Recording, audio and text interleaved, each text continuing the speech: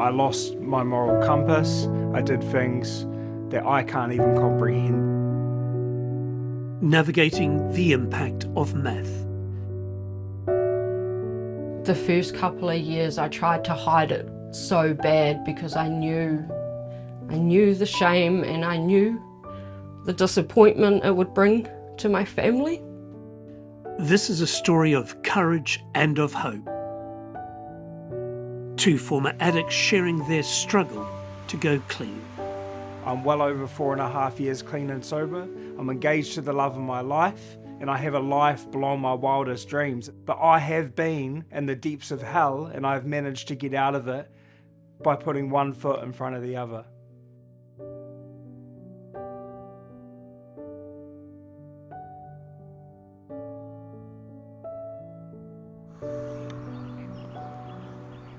The road back from addiction and substance abuse is a complicated journey, always challenging and often fraught with risk. Danyon and Nicole grew up in different cities. They come from different backgrounds, but they're both heading in the same direction.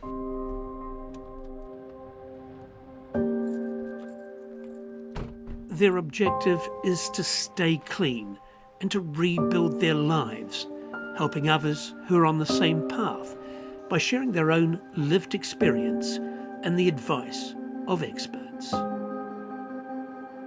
The first thing to remember is that nobody starts out and says, I want to be an addict. Nobody decides when they start their drug using career that they're going to get into problems with it. It's not easy to go to someone and say, hey look, I'm fucked. I'm a meth addict, what do I do? You know, like that's one of the hardest things, especially when people don't expect it. And I kept saying to them, so how do I get her off it? And they said, you can't, she has to do that herself. And I was like, but she can stop, she's just not going to at the moment. And they said, there's usually 2 ways it ends, jail or a coffin. And I said, oh my God.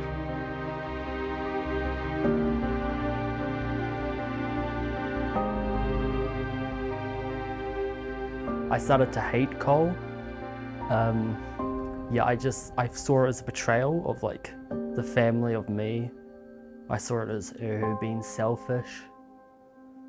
I mean, I grew up as a good child. It wasn't like I was getting in trouble all the time or there was any signs for anyone to be like, hey, watch out for her. Even within myself, there was no signs towards it where I was going, shit, I'm going down a dark road here, this is not good. There was none of that. Most people, most of the time, slip into addiction without realising it. Most people, most of the time, have reasons.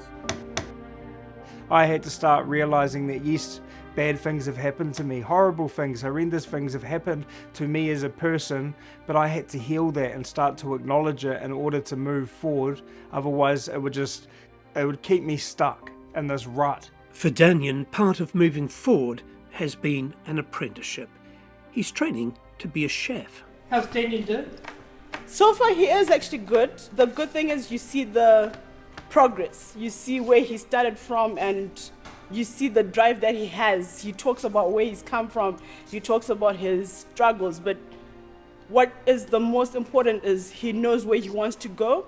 He knows what he wants to do, and that drive, even though sometimes, yes, you have one day where he's like, I don't want to do this anymore, he picks himself up and he remembers, oh no, I want to do this because I've come from there. I don't want to go back to those struggles. I want to move forward. I want to encourage other people. I want other people to see it's not easy, but you can get there. Danyon and his fiancée Cole met while attending a drug rehabilitation course in Blenheim. They were both at rock bottom, their lives in tatters after years of meth addiction.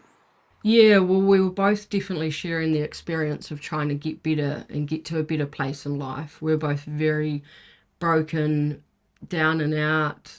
The world was a dark, shitty place as such. And yeah, we were really able to come together on the fact that we wanted a better life. We wanted different from where we were. And we've just been through a lot of the same sort of shit, but in a different way. Forming a relationship during rehab is not advised. that's because you're dealing with your own problems, let alone the chaos of someone else's life. But for Danyon and Cole, it's worked. They talk about carrying baggage into a relationship. With somebody that's come from a trauma site, man, they carry lots of baggage, huge amounts of baggage. They have a removal truck that turns up with the baggage, not a couple of suitcases. And holding each other to account, but at the same time being unconditional to allow each other our own process, our own itchy, scratchy, our own drama cycle, and to not take it personally is vital. That would probably be one of the most vital things, that they have the ability to forgive each other, to understand each other. But the first part of that was how much can they forgive themselves for their journey as well. I've had to really redo it, basically probably 99% of the way I think, the way I do things, the outcome of things.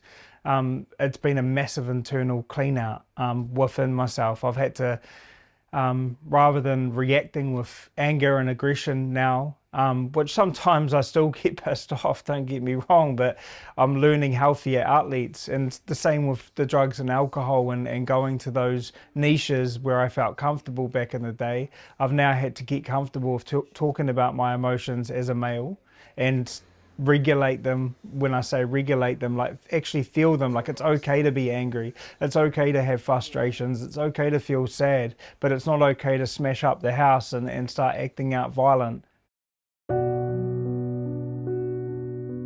I've sort of always gone with a theory of, for staying clean, I need something to run from, something to run to, and something to run for, if that sort of makes sense. So that's been, I guess that's been something I've gone back to when I'm struggling. I'll sit down and go, okay, you're having a real fucking bad day, or you're not feeling good in the head there. But where have you come from? Okay, we're running from that addiction. We don't want to end up back in there. Where are we running to? Okay, we're running to a better life. We're feeling this is okay. And what are we running with at the moment? And then I'll focus on whatever project I've got on. I've always got something on the go. There's always something to keep me focused and to remind me that your worst day clean and sober is not anywhere near as bad as the worst day when you're using. And that's something huge to remember.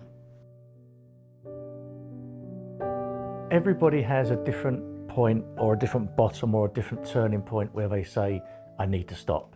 And sometimes people try and stop many, many times before they succeed in stopping.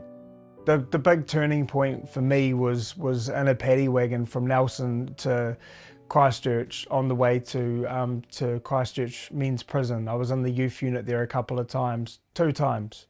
And I think sitting in that prison and reconnecting with a lot of these boys that I was in foster homes with, that I was in boarding school with, that I was in health camps with, it really started to make me realise that this is the path that I'm going down, and I need to start creating change. I was offered to go to rehab. I took that offer, and that's where the kind of, you know, the healing journey started, but it hasn't been a smooth ride. For those grappling with substance abuse, recovery is not a linear process, and changing your behaviour does require some tough choices.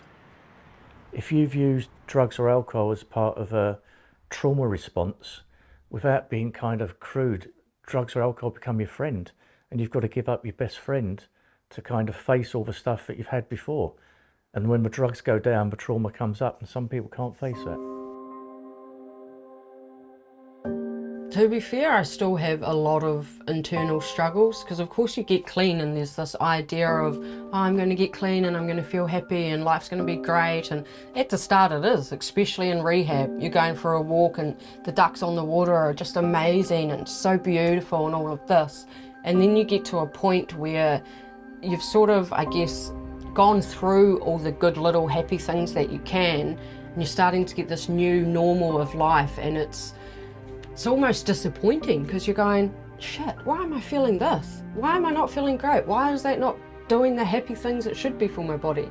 And then you realise, well, actually, I've been so used to pushing all this down and suppressing all of these normal feelings as such that now I'm just all over the show and I don't know how to even regulate my emotions. I don't know how to feel properly, and when I do start to feel, I can't just run away and have a puff and not feel that and think about something else. And yeah, it's a bit of a shame having to feel things sober sometimes. It's hard, but it's the end goal of going through those feelings and getting to a place where that same situation or emotion can come up and you don't need to feel like you need to run away for that puff. You've gone through it enough and felt it enough to start healing it. Over the coming weeks, Danyon and Nicole will deep dive into what it means to go clean. We believe their insights, paired with expert advice, will offer both encouragement and hope for your journey.